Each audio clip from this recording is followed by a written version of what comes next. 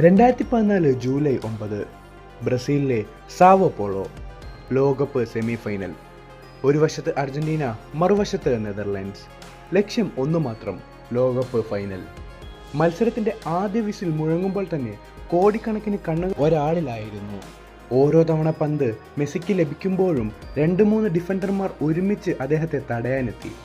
എന്നിട്ടും തൻ്റെ ഡ്രിബ്ലിങ്ങും കൃത്യമായ പാസുകളും കൊണ്ട് അദ്ദേഹം അർജന്റീനയുടെ ആക്രമണങ്ങൾക്ക് നേതൃത്വം നൽകി. 90 മിനിറ്റ് കഴിഞ്ഞു, ഗോൾ ഒന്നുമില്ല. എക്സ്ട്രാ ടൈമിലും ഇരു ടീമുകളും എല്ലാം നൽകി പോരാടി. എന്നാലും പ്രതിരോധങ്ങൾ ശക്തമായതിനാൽ ഗോളൊന്നും രണ്ട് ടീമിനും നേടാൻ സാധിച്ചില്ല. അവസാനം വിധി പെനാൽറ്റി ഷൂട്ടൗട്ടിലേക്ക്. ആദ്യം പന്തിനരികിലേക്ക് നടന്നെത്തിയത് ക്യാപ്റ്റൻ മെസ്സി. സ്റ്റേഡിയം മുഴുവൻ നിശബ്ദം. ഒരു തണുത്ത ഫിനിഷ്. ഗോൾ! അർജന്റീനയ്ക്ക് ആത്മവിശ്വാസം ലഭിച്ചു. തുടർന്ന് ഗോൾ കീപ്പർ നടത്തിയ നിർണായക സേവുകൾ മത്സരത്തിൻ്റെ ഗതി മാറ്റി. ഓരോ പെനാൽറ്റിയും വിജയത്തിലേക്ക് അർജന്റീനയെ കൂടുതൽ അടുപ്പിച്ചു.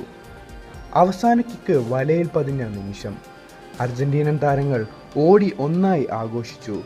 മെസ്സിയുടെ മുഖത്ത് സന്തോഷവും ആശ്വാസവും ഒരുമിച്ച് തെളിഞ്ഞു. 24 വർഷത്തിനു ശേഷം അർജന്റീന വീണ്ടും ലോകകപ്പ് ഫൈനലിലെത്തി.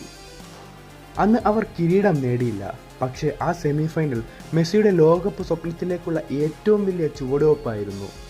8 വർഷങ്ങൾക്ക് ശേഷം ആ സ്വപ്നം ഒടുവിൽ ലോകകപ്പായി യാഥാർത്ഥ്യമായി.